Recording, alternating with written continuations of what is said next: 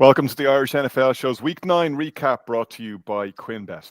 It was a weekend where Josh Allen and the Bills continued their regular season dominance over the Chiefs. The Panthers somehow handed the Packers an L at Lambeau, and the Commanders lost both the game and their quarterback at the hands of the Seahawks.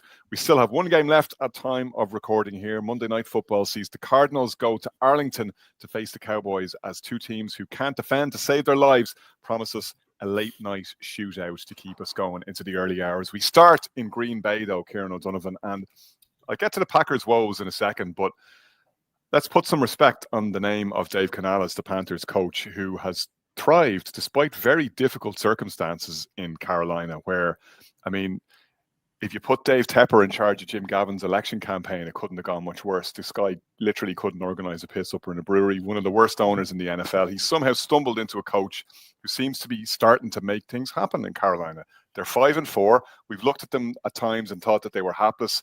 They get emptied out one week, but they are finding ways to win. And there's some quirky stuff going on there. They're the only team in the NFL who hasn't conceded an offensive touchdown in the first quarter of any game that they've played. And Bryce Young has now led 9 game-winning drives since his rookie season in 2023. That's tied for the NFL lead alongside Patrick Mahomes, Jalen Hurts, and Geno Smith. Panthers not mugs after all. No, and if there's one thing we did say last year, we gave Dave Canales credit to say that the team does play for him, and they do seem to play hard for him. And before I get into any kind of a Packers rant, you're absolutely right. I mean, they've found a formula for success, and in Rico Dowdle, they found a serious weapon. They've picked up a massive asset from the Cowboys last year, who's just running. He's racking up huge yards, and I was questioning when Chuba Hubbard came back after his injury, how they didn't stick with the play the hot hand in sticking with Dowdle, and they took a lot of carries off him over the last couple of weeks, but he was back on the horse last night, and from what I saw in the first half, the Packers just couldn't get off the field. They couldn't get a stop, and I know they weren't giving up massive points, they weren't giving up touchdowns, but they couldn't get into a rhythm because time of possession was completely taken away from them in the first half in particular. I know they evened that up in the second half, but very stuttering kind of a stop-start performance from the Packers. And a lot of that is down to the offensive line play, opening up massive holes for Dowdle as well. And Bryce Young, I mean, his numbers didn't jump off the page or anything like that, but as you said, cool, composed performance, and give credit to the Panthers. It was another big win for them. Let's get to where things went wrong for the Packers, because kind of similar to the Browns games, they're not a like-for-like comparison, but for some reason Green Bay seems to play down to the level of the opponents that they're playing. They come out with a fantastic win from their game against the Steelers when they're playing one of the best teams in the NFL right now. Obviously beat the Lions first game of the season, but got out with a win against the Cardinals. Not a great display. Beaten by the Browns, beaten by the Panthers. They're a curate's egg of a team right now, the Packers. At times they look like the Super Bowl contenders a lot of people expected them to be at the start of the season, and sometimes they just look curiously lost. Yeah, the Packers didn't punt last night. They didn't punt in this game, and they only scored 13 points, and that tells its own story. It's a strange statistic. I know they had an early fumble, and that can happen to any team. Savion Williams had that fumble on a screen pass. But then after that, it was just one of those games where they couldn't get anything going. And Matt LaFleur he's an excellent offensively minded coach, and I think he's a very good head coach and a good man manager. The team plays for him, similar to the way we speak about Dave Canales. But I think at times, and there's a lot of people now starting to call out his play calling and whether that should be in his hands or not, because when push comes to shove, a lot of the time his play calling becomes very predictable. And what you saw was they might take a punt on first down, and they'll give up an incompletion. Then they'll run it up the middle on 2nd and 10. And then on 3rd and long, they'll throw a screen pass out to the side. And it's over and over and over again. And how many times did I put that up on the group last night? Nuts in the WhatsApp group. Another screen pass. But it's a screen pass for another screen pass. God, I love a screen pass on 3rd down. It's a screen pass for a loss or a 3-yard gain on 3rd and long, and it just sucks the life out of you. I think in the last 3 weeks, no team has had more 3 and outs than the Packers. even in their wins in the last couple of weeks, I've been I suppose tempering expectation and saying, okay, the numbers aren't exactly what is happening on the screen. They're still not passing the eye test for me because they're not finding that level of consistency. And by the way, they've lost a huge weapon in Tucker Kraft last night. That could, that has the potential to dramatically alter the course of their season, because Tucker Kraft was playing like Rob Gronkowski the last few weeks. He was absolutely out of this world, and I'd liken him to a Cam Scatterbo as well, in a fan favorite who loves the physical aspect of the game. Every time he gets the ball, there's this surge of excitement, and the only hope that you can, I suppose the only positive you can take from it is Luke Musgrave was supposed to be what Tucker Kraft, has turned. They took him around earlier, right? So they liked him a lot more than they looked Tucker Kraft when they drafted him. Maybe this is Musgrave's chance to step into the limelight and take up that responsibility. And they've got Jaden Reed to come back into the mix as well. A lot of criticism as well in Green Bay that they're not making good use of Matthew Golden. I mean, he doesn't have an offensive touchdown, or he doesn't have a touchdown in his career yet, and he's been expressing a bit of frustration over the last couple of weeks as well. So look. Again, it's very easy to get down in the dumps. This is they're going to win. Every team is going to lose games like this, but it's just been a repeated pattern. The Browns' loss was a terrible loss. This could be seen as a terrible loss in just the fact that they just couldn't get off the ground. I wonder sometimes, though, and I think maybe you're onto something with Matt LaFleur. I'm a big admirer of Matt LaFleur as a play caller and in terms of how he schemes. But like, we have seen this pattern many times with very smart offensive-minded head coaches, and you think of Andy Reid, you think of even Mike Shanahan, Kyle Shanahan, all these guys who take time to adjust to being a head coach. They can draw up beautiful plays, they can get guys open in a phone box, but doing that and also managing the game overall, it's a big challenge. It's a lot to occupy the mind. I mean, you go right back to, I'm thinking of that infamous loss against the Bucks, the playoff game, where Rodgers thought they were in 4-down territory. LaFleur tries to second guess himself and kicks a field goal when maybe they should have gone for it. And that's something that seems to have haunted him ever since. Kind of like we saw with Kyle Shanahan in the infamous 28-3 when he was offensive coordinator for the Falcons. Sometimes these guys are too smart for their own good. They second and third guess themselves. They can't get out of their own heads. And when the chips are down and when the pressure's on, that's when you need cool heads. And when you're the head coach, you need to be in the ear of the quarterback. You need to be telling him how much time is left on the clock. You need to be talking to him about what needs to be done, and maybe letting somebody else think about the play to dial up. As good as he is at calling plays, it's just when you've got to, when you're trying to multitask like that. Because there was even a point last night where there was 4 or 5 minutes left. Okay, the Packers were down a touchdown, and I was thinking to myself, okay, they're going to need to go up and score, but they're also not going to need to have time to get a stop and go back up and score again, or at least give themselves time just in case the Panthers get a field goal or get a touchdown. And you saw Jordan Love walking up to the line of scrimmage, and they were wasting like 30, 40 seconds, in plays. And I looked at Patrick Mahomes. Fair enough, Patrick Mahomes didn't pull off the comeback last night, but you never stop believing he could, because even if with 14 or 15 minutes, 14 minutes left, or there was a huge amount of time left when they were down two touchdowns, he was sprinting to the line of scrimmage. Everything was hurry up. And I was thinking with 4 or 5 minutes left, the Packers need to be in hurry up mode here, because at the very least they need to get a touchdown.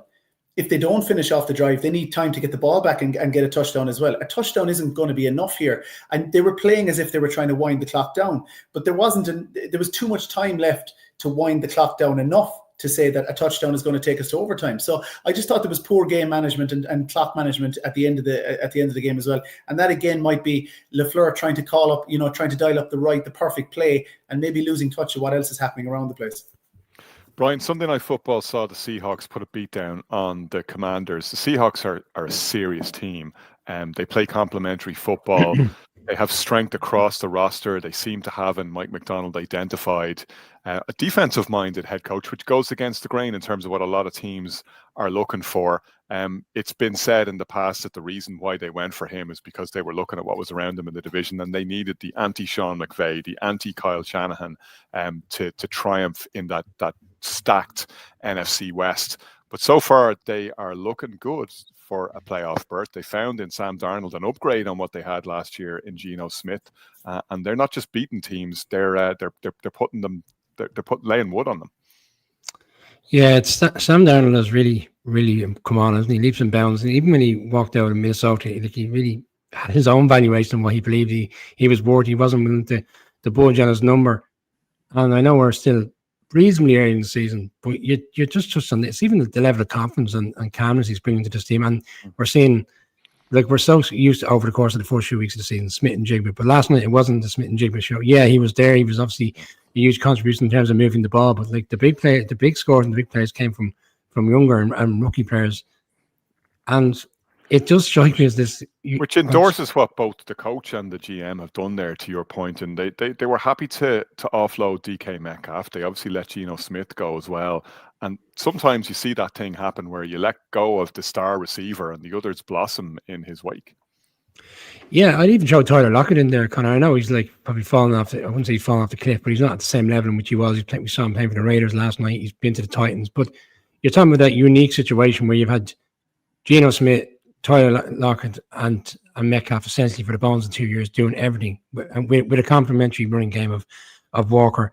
And that's another thing. Like Walker has been really efficient since they brought him in, but we're seeing now Charbonnet is the other running back. He's kind of sort of coming to the fold now, and he's essentially kind of taking over as RB1 there.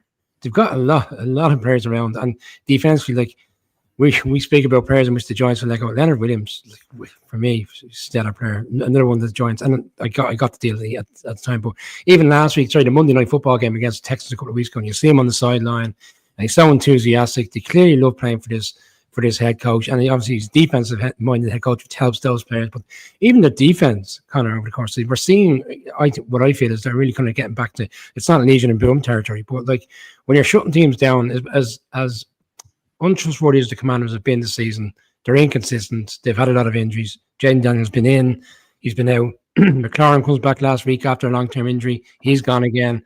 Yeah, they've got a lot of problems, but the way in which they're shutting teams down, it's quite a side note for something to consider around when they do play up against the Rams and the 49ers, because they're well within the mix. They're top of the division, and people are still raving about the 49ers getting all these victories with all the injuries they have. The Rams are doing what they have to do. But right now, the Seahawks will look at themselves and think, why can't we not knock these teams off in the division? Brian mentioned Jaden Daniels, Kieran, and I don't want to step into the realm of hindsight bias here, but the Commanders are down 31-7 in the fourth quarter. The game is done.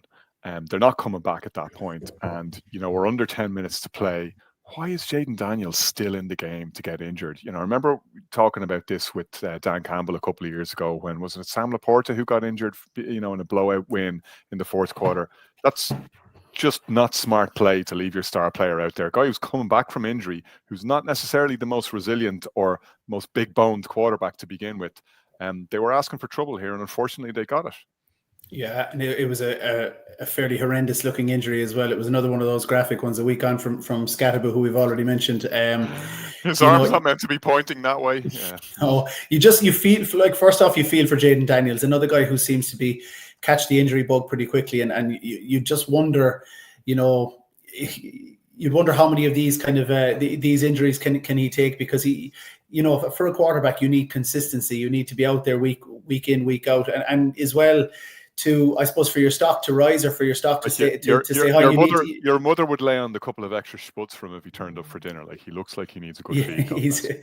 He could do with a bit of meat in the bone, all right. But and we nearly saw one of those bones last night. It was his skin was under a lot of pressure. But look, getting back to the decision. He shouldn't have been out there. It's as simple as that, and it was probably an oversight on the head coach's part. On the head coach's part. I don't know whether it was a conscious thing or just a brain. Just on that. Sorry, Kieran. Kieran. Let me cut. Just on that. Even in the last hour, sorry, Connor. I'm not sure if you're aware, but Dan Quinn is acknowledged it's a huge mistake on his part. They've quizzed him at the Monday press conference, and in fairness to him, which we don't really see, he's basically said, "Yeah, I completely misviewed the situation. I should never have had him in there." So it's kind of refreshing in a way to say, what else can I say? Yeah, fair play to him. Sorry, Kieran, go on. No. It's as simple as that. It's just one of these things. It's a mistake. It's unfortunate. You'd feel for Dan Quinn as well in that situation, because, as you said, he's going to have to wear that now, and it's obviously going to have an effect on the team going down the road. I know Mariota was okay last week, but he's certainly not Jaden Daniels. He doesn't pose the same threat. But just very quickly again, just to jump back to the Seahawks, I just thought, I think they're one of the form teams in the league now. I think they were incredible. At halftime last night, Sam Darnold was 16 for 16, 282 yards and 4 touchdowns. I mean, that's an unbelievable performance over 60 minutes, let alone 2 quarters of football. He was outstanding, and he was getting it around to everyone. AJ Barner, Arroyo, the rookie tight end, and JSN. I mean, he was spreading the ball all over the field, and a lot of that as well was down to establishing the run. We talked a few weeks ago. We've been talking over the last couple of weeks about what a weapon this team could be when they get the run game going, and that certainly laid the foundation for a huge performance. People talk about the law firm of Gibbs and Montgomery in Detroit with Jahmyr Gibbs and David Montgomery. Walker and Charbonnet sounds like a high-end chocolatier. Turkish Delight by Walker and Charbonnet. And they didn't rush for 200-300 yards last night, but it was the threat that they possessed. The Commanders had to load the box, and then it was just it was a la carte for Sam Darnold then throwing down the field. It was brilliant. It was just a super performance to watch. Patriots, Brian, are now 7-2 after beating the Falcons at the weekend. Shane Brennan in our predictions show last week was saying he was nervous about that Falcons game because you don't know what you're going to get from Atlanta. They damn near pulled off the comeback to prove Shane's worries to be well-founded, and unfortunately Parker Romo let them down with a crucial extra point miss. You know what that feels like in New York, and now Atlanta, who shipped Younghoe Koo out the door to New York, as it turns out, suffering the kicker woes with Parker. Yeah, I selected the Falcons in this one, Connor. I thought we might see the run come to an end with the Patriots. I don't think it was one of the Patriots' better games over the course of the 4 quarters. Yeah, if you look at the highlight reel, some huge plays. I think the Falcons, they even touched on last night in the commentary on Red Zone, the fact that over the course of the season, the secondary of the Falcons has been, I wouldn't say playing lights out, but playing at a much better level than what you were doing last season. So it was a bit surprising to see so many expansive plays going down the field. And that's what allowed the Patriots to build up that lead, because they weren't consistently running the ball. Stevenson was a huge loss from in terms of his absence from the game. And they just had these stellar plays at the right time that allowed them to put themselves in the position. But like the Falcons, you're a Falcons fan, honestly, your heart must be broke, because they're not the Falcons of old in terms of this team. For example, last year, that game would have been absolutely out of sight. But they didn't. They rallied. They came back. Penix played reasonably well. Some huge 4th down plays at crucial times. And yet, when they do find themselves an opportunity to tie it up, they can't get it done. And to use, and then again, even at the end, with an opportunity to potentially go and win the game, can't get it done. So it's hugely frustrating, because we've seen them now over the course of the last 2 weeks lose to the Dolphins in a game that should have been a given. And I thought last week they were complacent. I know there's injuries, and even Ben on the AV Club suggests they were looking ahead potentially to this game this week. I felt a little bit like that's what the Packers did. They looked ahead to the Eagles on Monday Night Football next week as a significant game rather than focus on the game that was at hand. But for the Falcons, it's a difficult one. For the Patriots, they just ride on. They've got a huge game this weekend, but I didn't think it was as smooth a performance as what we're seeing, and yet they still put up a high tally on offense. But that's a lot to do with the fact that they've got a great young quarterback in Drake May there. They have a great young quarterback, Kieran O'Donovan. They also have one of the meaner defenses in the league, albeit that it might be without Christian Gonzalez next week after he came down injured trying to defend a pass, an unbelievable grab by Drake London. Gonzalez landed awkwardly and ended up going off injured. I was just looking at the stats there. The Patriots are the only team in the league not to have allowed a single opposing team running back over 50 yards. And when you're holding Bijan Robinson, one of the best backs in the league, to 46 yards, you're doing something very right. And it's classic Mike Vrabel stuff. It's getting the basics locked down that has them where they are. Like, yeah, Drake May can produce a bit of magic now and again, and they do get explosive plays when they need to from him. He throws a wonderful deep ball. And they're getting these, like Demario Douglas, Pop Douglas fills in beautifully for Keyshawn Booty last night, who was absent. No Booty, but they got plenty of pop.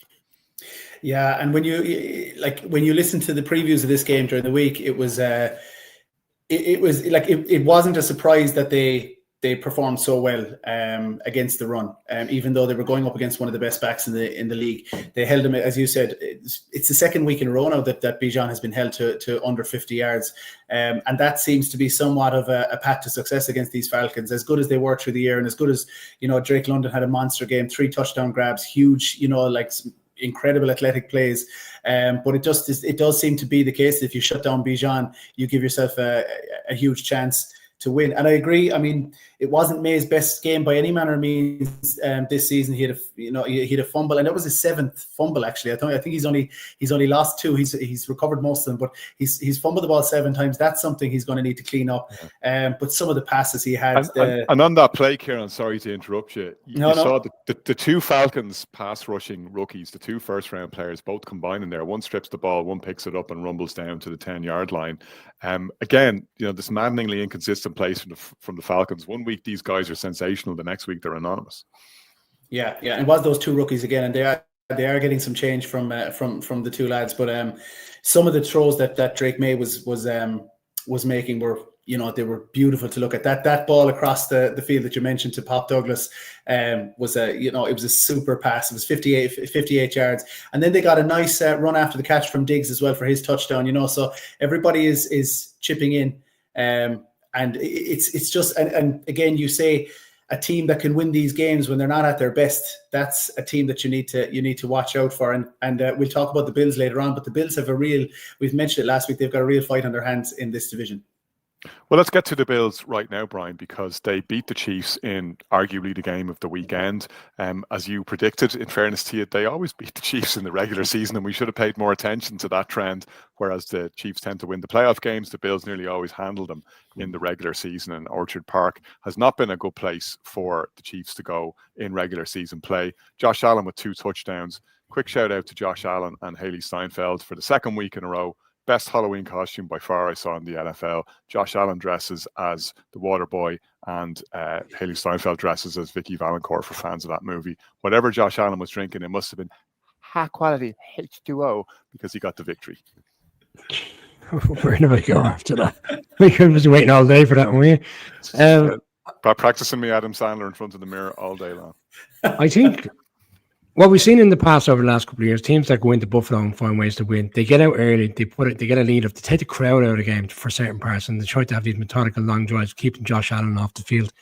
But it was quite the opposite last night. I mean, it felt like the Bills needed to go out and have the early pop and put the Chiefs behind the 8 ball. I know the Chiefs reacted and got to 7-0, but there was something last night. I know Kieran Boyd, even in the instant reaction, was suggesting, I never felt that the Chiefs were out of it completely. I wasn't alarmed. I just felt that they'd done more than enough to win the game. I thought defensively, Spagnuolo last night, I wouldn't say he was out schemed, but they just didn't seem to have the answers. In particular for the tight ends. If you look at the numbers, I think Tony Romo and Jim Nantz kind of acknowledged it in the middle of the second quarter. Like most of the numbers and the stats were all tight end driven. They were finding ways to get knocks in. Kincaid goes off on a big one. They weren't able to handle the tight ends over the course of the 3 to 4 quarters last night, and allowed the Bills to drive up. And then the Bills tend to do weird things at times. Like Cook looks like he's slowly getting into the game, and I won't say he's having a monster game, but he's starting to move the ball. And then they kind of move away from that again, and that for me kind of allowed the situation that unfolded, which was to bring the Chiefs back into the game. You've got the huge score up. You're up by 15 points. Run the ball consistently. Drain the clock. And they kind of got away from that and tried to have how many times did Josh Allen come out on the perimeter to try to make big plays? It wasn't necessary, in my opinion. Just keep the team off the field. But McDermott at times, you're talking about head coaches questioning themselves over play calling. I thought he overthought the situation last night. The game was there. In fact, it could have been even more of an impressive performance. I didn't feel it was a 28-21 type of game for me. I thought they were in control for large parts. I worried, Kieran, when we were picking this game last week, if there were just too many injuries on the Buffalo defensive side, and if Ed Oliver was one too many, given how important he's been on that defensive front for the Bills. And I would think it was Bill Barnwell who made the point today, like, man of the match here is Brandon Beane, the general manager, who got a lot of flack from Bills fans for leaning heavily on a defensive rookie class in 2025. And everybody's saying, we need more weapons. And I remember him coming on a talk show and we were laughing about it in the offseason in New York and tearing strips off fellas saying, we had one of the highest scoring offenses in the NFL last year. We don't need more offensive weapons. It's our defense that needs to improve. They have guys who are stepping up and making plays, and no time more so than when in the first half, Hollywood Brown makes a great grab for the Chiefs, ends up down at the 1, and they couldn't punch the ball in the end zone. Bills made a crucial defensive stand, forced them to kick a field goal. Very un-Chiefs-like to see them stopped like that in the red zone, but just goes to show what the Bills have on their hands defensively. They've been able to cope without a lot of guys out injured, and that rookie class is paying dividends for them. Yeah, and a lot of the reaction to the game as well was complimentary of the Bills and how they went toe-to-toe, and they had a lot of pass breakups last night. They weren't afraid of these receivers, even though Mahomes inevitably got some, he threw some massive chunk plays, and Travis Kelce was getting open, and he got the ball downfield. That's fine, but they weren't afraid to step up and take them on man to man. Plenty of fight from the secondary, and like even you talk about Brandon Beane, give him credit as well. I thought Bosa was a presence, and Mahomes certainly felt his presence on a good few occasions last night. And Mahomes was under pressure, for quite a bit of the night. So no, really, really positive performance. Again, it was Mahomes' lowest completion rate of his entire professional career. He was below 50%. 44.1%. And on the flip side of that, Josh Allen went 88.5. He set a franchise record, so that's the highest percentage for a Buffalo Bill. He went 23 of 26. And he had his two versions of his own tush push.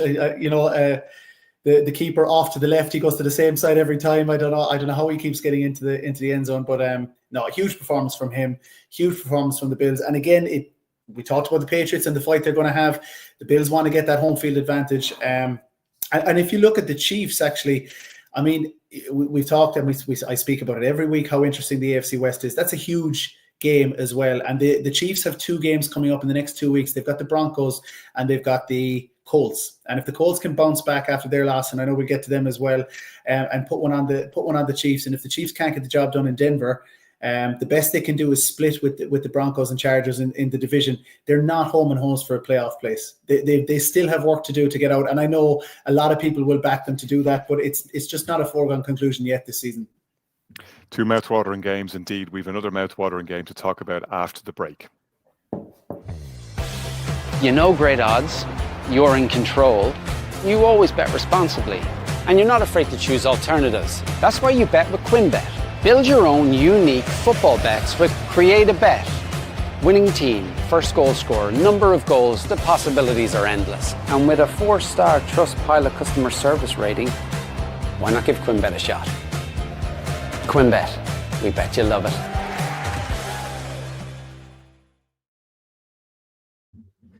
Brian, I nearly needed to get the jump leads out of the van last night because the Bears had me all sorts of heart trouble last night. God bless us. We had an opening kickoff return for a touchdown. We had 2 scores inside the last 2 minutes from the Bengals, an onside kick recovered, and then finally the Bears win it with a walk-off touchdown to Colston Loveland. An absolutely sensational game, 89 points. You didn't know which way it was going to go.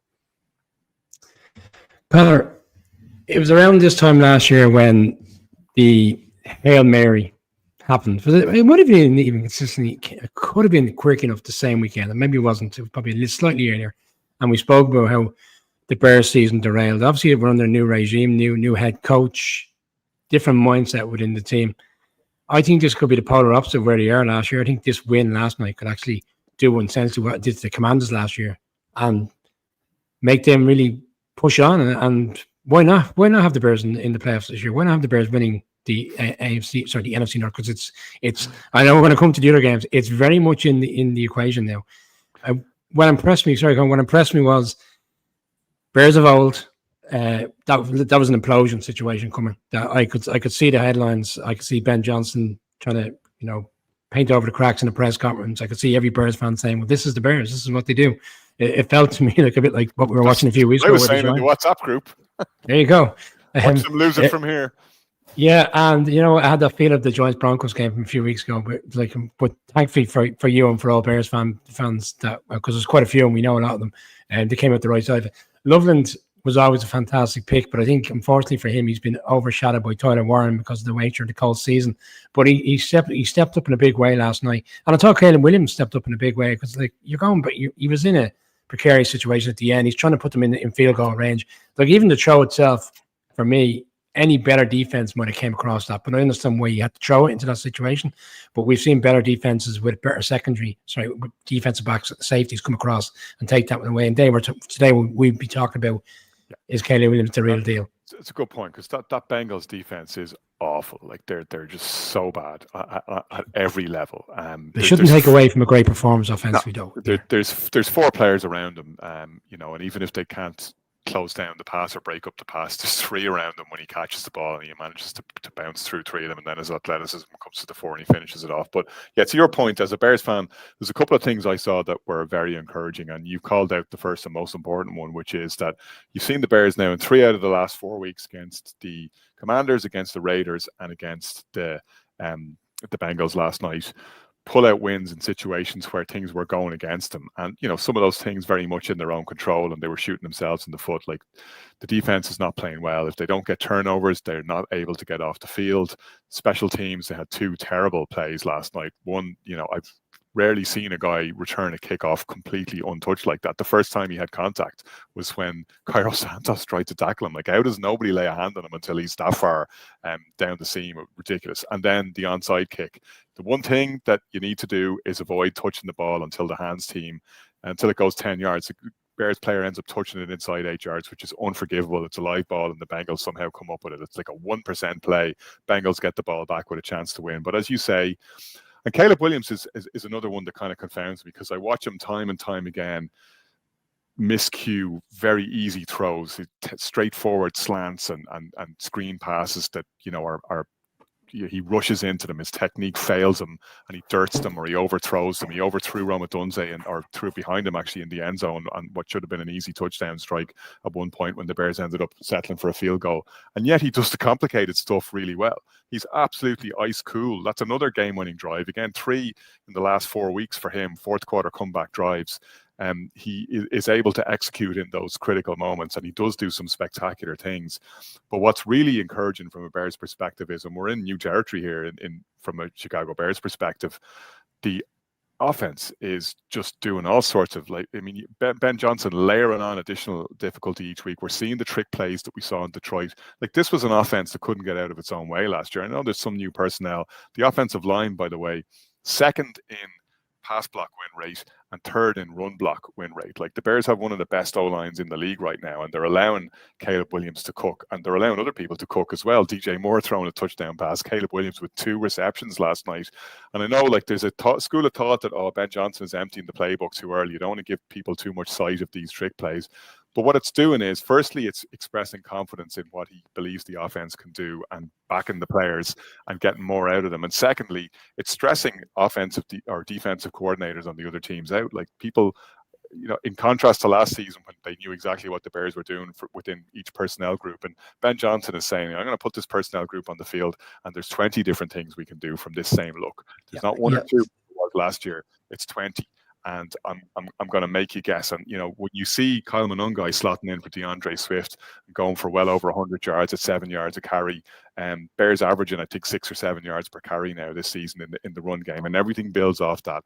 If they get their defense tightened down, I think they can surprise a couple of people down the stretch. I don't think this team is going to the playoffs. I think the schedule is too hard for them going forward. I think they have 2 games against the Packers. They have a game against the Lions. We'll see what happens in the return game against the Vikings, but they've also got the Eagles to play. They have the Steelers to play. They have the Niners to play. Yeah, they have the Browns and the Giants in there as well. So maybe there's a couple of wins, and you can't count your wins and losses too early, because you just don't know what's going to happen. But to your point, they're in the fight, and it's nice to see that when the Bears play the Packers, for both myself and for Kieran, these will be meaningful games now. It won't just be the Packers looking to add one in the win column. The Bears are actually in contention in a vicious NFC North, which is still the only division in football where every single team is at least at 500. 3 teams with winning records, and the Vikings at 4-4. Just a quick point to that. I know you're suggesting there's tougher games to come in the division, but it's also a big factor when you're having huge momentum and wins and games like that yesterday. Despite the frailties of defense, you can argue you're up against one of the better offenses in the league, even with Joe Flacco as the quarterback. Like, the monumental situation of winning a game like that. We've seen it so many times. Like, you look back in these seasons and you say, geez, what a magnificent victory. That was the victory that led us on to other things. I don't think it's against the realms of possibility. You can't put a price on belief, because the corollary of what you said about the Bears imploding last season is that the Hail Mary game gave the Commanders the confidence they needed to go on a tear, and they went to the championship game. Exactly. So, and they went into the number one seed, sorry, Kieran, and won that game when everybody assumed the Lions were double-digit favourites going into that game. The Bears will go in, and I don't think the Lions are playing at the same level as last year. I think the Bears are well capable of winning these games. It's going to be very interesting to see. Obviously, they've got the revenge factor of what week 2 was, when Ben Johnson essentially they put a beat down on. They're like, there was rationale and reason why the Lions wanted to do that on Ben Johnson. I think it was because of the day after they lost the playoff game, he announced he's the new Bears head coach. Sorry, Kieran, go for it. No. But you're talking about big games, but they are big games now based on the nature of the division, and even the Lions losing to the Vikings. It's so tight. They're big games, but they're big games that could actually propel them to the top of the division. Big games with huge jeopardy and with huge opportunities. So I think that we talk about the rising tide lifting all boats. They're games that the Bears will absolutely believe they can win. And if you like compare the Bears to the Packers now, who's on a rising tide at the moment? It's certainly the Bears after week 9. And I know things can change very quickly. I know we weren't talking like that last week, and certainly weren't feeling as demoralized as about the Packers as we are this week. But it's the fluctual nature of the league. And you talk about as you were talking about Ben Johnson and adding layers to his offense. It's so reminiscent of if you look back on the old footage of when Bill Walsh arrived in San Francisco, and I'm not labeling Ben Johnson a genius just yet, but you see the images of him on the sideline clicking his pen, and he just seems to be that quirky, really, really cerebral head coach that has that toughness when he needs to as well. So it's very intriguing, very interesting to see what the ceiling is for Ben Johnson as a head coach, and worrying, I guess, from my own point of view as a Packers fan. But I think it's exciting times in Chicago now. No, it is, and it does add spice to that. Like, the Packers Bears rivalry is the oldest and most storied in football. They've played each other more times than any other two teams, and in recent years it hasn't been competitive at all. Like, it's kind of a forgettable fixture now. But this year, it's something to look forward to, and as we say, both teams will be in the mix, and it adds extra value to those games. So let's see what happens. They won a Lambeau in week 18 last year. That was like, Caleb Williams is undefeated in Lambeau Field. That was one of the moments of the year. No, yeah. Anyway, Broncos. Let's get to the AFC West, where the Broncos, as you mentioned, Kieran, earlier, top of the pack there, giving the Chiefs a run for their money, more than a run for their money, because everyone's looking up at them right now in that division. This wasn't an easy ride for them. We talk about, we've lauded the Texans defense, which is arguably, and by the stats, is the best defense in the league. And the Broncos found it very difficult. And in fact, if it wasn't for their own defense, which had a couple of crucial red zone holds where the Texans just couldn't punch in despite having really good field position after turnovers and after a great kick return, they couldn't turn those opportunities into touchdowns. They had to settle for field goals, and they rued that in the end as the Broncos won the game with a late field goal of their own. Yeah, and I think the Broncos can count themselves lucky that they were facing Davis Mills for a lot of this game as opposed to CJ Stroud. Another really unfortunate injury early. And I know, Brian, you mentioned before we came on, I'd have to check back whether it was a contentious enough hit or not on CJ Stroud. But unfortunate for them. But the Broncos seem to be winning these games ugly. And I don't know, is that the third or fourth game that they've won when they were trailing in the fourth quarter, which is an unbelievable quality of a team. But yeah, they're just finding ways to win these games. Look, as a spectacle, it was pretty forgettable. I've notes on all these games we're talking about tonight, and I've about 2 lines written on the Broncos Texans because it was pretty forgettable.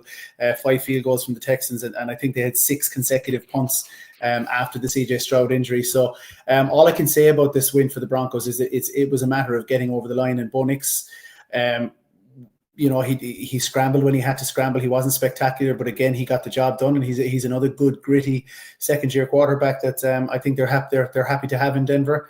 And again, they're keeping the keeping pace at the top of the division, or they're staying out and managing to stay out ahead. I have this image in my head of the AFC West, and it's like that image of the WWF where the Undertaker is standing right behind some wrestler in front of him. That's the Chiefs, just reminding everybody we're still here. We're not going away, but it is really a matter of can the Broncos and can the Chargers. Although I think you've pointed out that Joe Alt is out for the Chargers now, Brian, for the rest of the season, which could be huge in that division. But the Broncos are they're doing their bit in terms of keeping the Chiefs down at the moment. What do we make of the Broncos, Brian, at this stage of the season? Sean Payton was talking before a ball was kicked or thrown in anger about this being one of the championship caliber teams that he's now coaching, alongside those Saints teams that he had in the past, one of which ultimately did go on to lift the Lombardi. He was really excited about them, was really talking them up. We didn't see it in the early stages of the season, and then suddenly they're on a tear. At times they've looked gettable, and they got out of jail obviously against the Giants. They got out of jail again against the Texans this past weekend. Like you've been saying about other teams, it's good that they can win ugly, but you are what your record says you are, to quote that famous Bill Parcells line. But they do look like they're far from dominant. Oh, absolutely. I've had a few Broncos fans talk to me today, and I spoke to one we know very well, and he's alarmed by the lack of cohesion offensively over the course of four quarters. The defense is playing lights out, and you touched on the Giants game there. Like they found a way to score 33 points in the fourth quarter.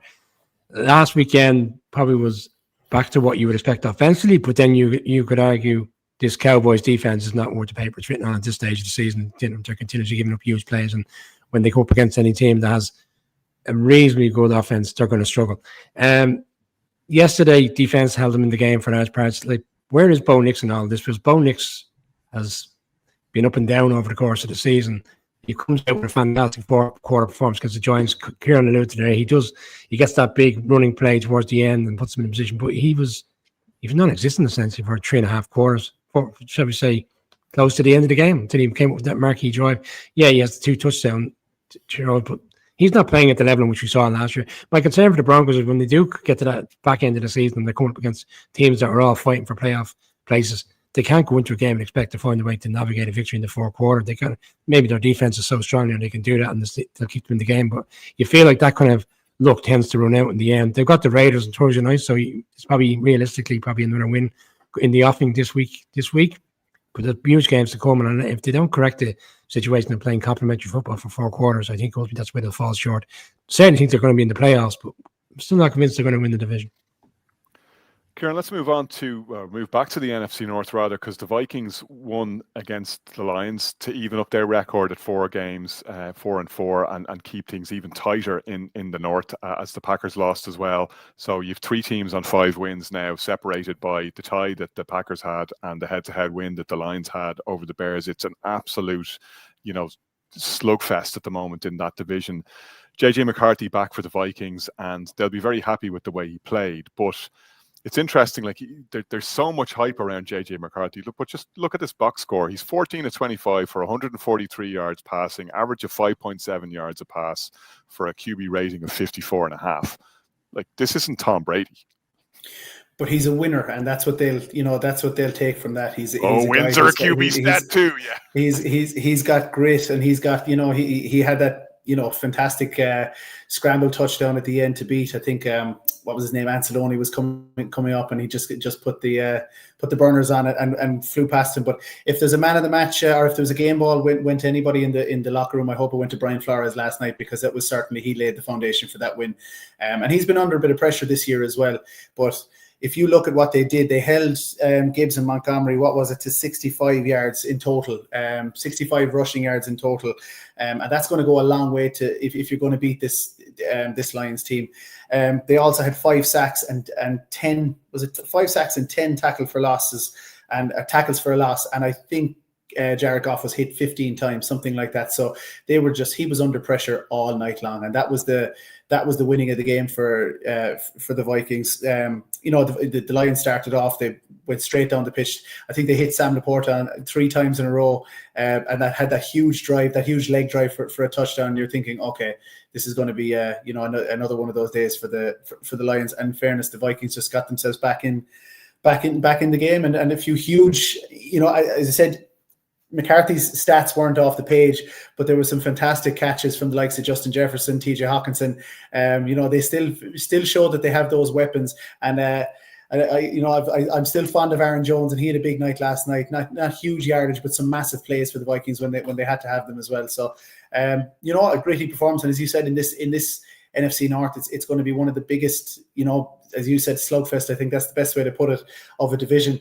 The problem is they're all going to take games off each other. So you could probably only say there's space for one of them as a wild card. So you're probably only going to see 2 teams, I think, come out of the NFC North, especially with the way the West is developing.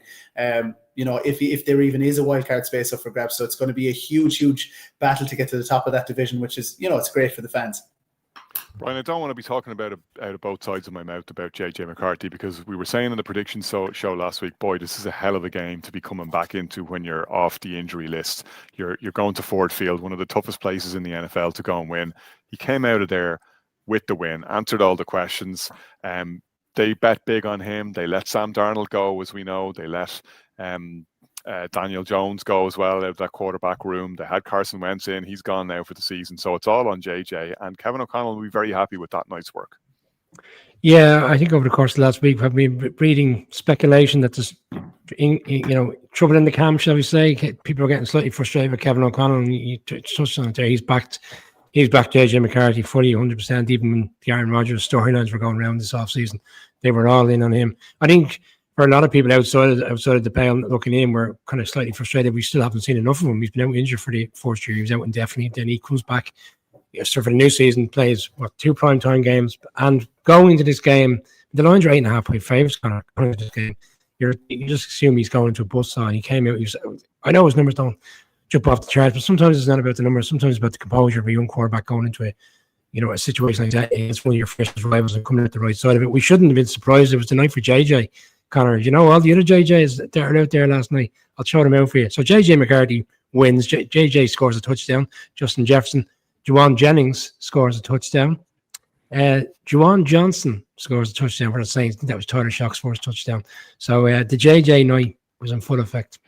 Yeah, well, I tell you, much rather be JJ than DJ this weather, and we'll move swiftly on from that one because we got the Steelers Colts, which was another great fixture over the weekend. And a lot of questions Kieran asked about the Steelers defense. We asked them right here, saying dollar for dollar, given how much they spend, $25 million more on the defensive side of the ball than any other team in the league, that they may be the worst defense out there because of how well paid they are versus what they've been able to put up, torn apart by the Bengals and by the Packers in consecutive weeks, and going in with huge question marks. And they delivered. And, the schematic questions that were asked of Mike Tomlin, he went against what they had been doing all season. Flipped the script from being one of the teams that is the lowest rate usage of too high safety to the highest usage of too high safety in the game. Completely scrambled Daniel Jones' circuits, put him under pressure all night. 5 turnovers, 3 fumbles lost by Daniel Jones. They delivered in spades, and a great one-liner from Mike Tomlin in the post-game press conferences saying, sometimes there's a fine line between drinking wine and crushing grapes. Yeah, I didn't hear that one, but I did listen to Sam Monson and Steve Palazzolo. Sam Monson was on the show with us a couple of months ago on Check the Mic podcast, and they did a great preview of this game. And I was listening to them even again today, chuckle about it.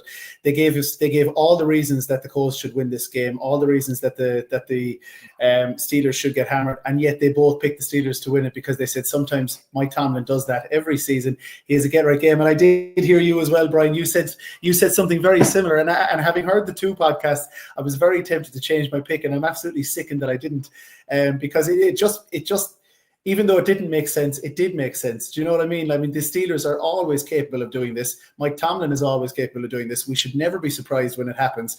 And what you saw TJ Watt, the trifecta, wasn't it? Isn't that what they call it? The strip sack and recovery.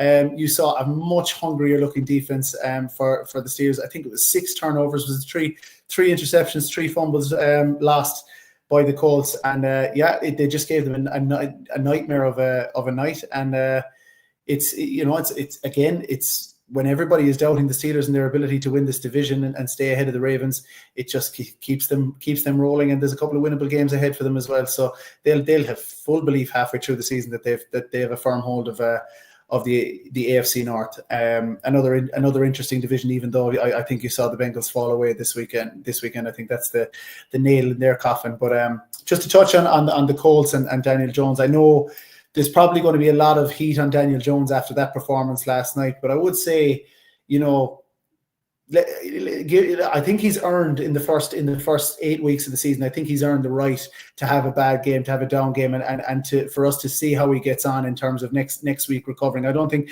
there's a lot of talk about this turning back into a pumpkin, but that was the talk about Sam Darnold last year, and look at what Sam Darnold is doing as well this year. I think I give Daniel Jones credit. I think he's capable of bouncing back from this, based on what we've seen this season. And to be fair, it's not like they were beaten 27-20 by the Titans and he's thrown picks all over the field. He's been absolutely bullied by a Steelers defense that finally lived up to its billing and to the talent that they have around. And Jonathan Taylor had an off night as well, and nobody's going to claim that Jonathan Taylor is going to be anything but his brilliant best again next week. So it is the first test of the Colts in terms of what they can produce, and we will see what they're made of next week. And you look forward to seeing that. I don't think it's the Chiefs. I think they're the Chiefs the following week. So they're in Germany this Sunday. Of course. Shane and Ben will be in attendance. I was going to make that point. Kind of like Daniel Jones' last game for the Giants was in Germany. He never played again for the Giants after that demoralizing performance against the Panthers. And in a roundabout way, this is his opportunity to kind of rebound off a difficult Sunday in the league, because people, as Kieran's rightly said, there's going to be question marks this week. Whether we touched on the show on Friday morning, had they beaten. They beat the Broncos, but for large parts their schedule was light enough. Now all of a sudden Sunday they're going to play against the Fox team. There again, also it'll be a tough test for them, and it'd be interesting to see how he reacts to it. It also does kind of give you and we also come to this at times, the great amount of narrative fallacy in the NFL and how things change from week to week. Like, everybody forgets the Patriots lost in week 1 against the Raiders. The all-conquering Patriots now lost to the Raiders. The Colts lose a game to the Steelers, who are one of the better teams in the league, and now everybody's questioning Daniel Jones. You're like, well, 5 turnovers. They lose the turnover battle 5-0, and it's still a 1-score game in the end. Like, they haven't fallen apart. 1-score game, Connor. I'll challenge you on that one. That game was out of sight. That was there was a garbage time. 27-20. It's a 1-score game. It is in theory, but we all know how NFL. No. It is literally a 1-score game. There's no theory. I know it is. But everybody who wants the end of that, okay, there was soft zone being played by that Steelers defense towards the end. Well, in theory, the Falcons won the Super Bowl when it was 28-3. Okay, I just felt Tom Brady might argue differently. Okay, it didn't seem like a 27-20 type of game for me. I felt the Steelers were comfortable over the course of was the Chiefs and Bills a 1-score game last night? I felt the Bills were comfortable in that game. You're consistent, so you're consistent. Yeah, and I'll say the same with the Giants, because people today are saying, the Giants only lost by 10 points. They were well and truly taken care of by that 49ers team, and the 49ers lightened the load at the end. They probably should have lightened the load a little bit more, because they lost their rookie defensive ends to a season-ending injury late on when they should have had him off the field. The point, just to go back to the Colts, like Daniel Jones, for me, last night, and Kieran Boyle said it on the instant reaction. We saw traits of what we've seen of Daniel Jones evolve, but just to my point, it'd be interesting to see how he reacts to that now this Sunday, which is a huge game in Berlin, because it feels like a primetime game, Connor. Like, it's a standalone game. The eyes of the US and the world will be watching that game. And nice that it falls in Berlin as well. Great city. German fans will always get really behind those games, and we're really looking forward to it. The lads are going to have a great time there, and we'll have plenty of coverage from that game. We'll also, of course, have our TNF preview coming out to you on Thursday morning, and we'll have our live previews and picks for Week 10. We're already past the halfway mark of the season, rather, on Thursday night at 9 o'clock, live streamed, of course, as always, on the Irish NFL Show.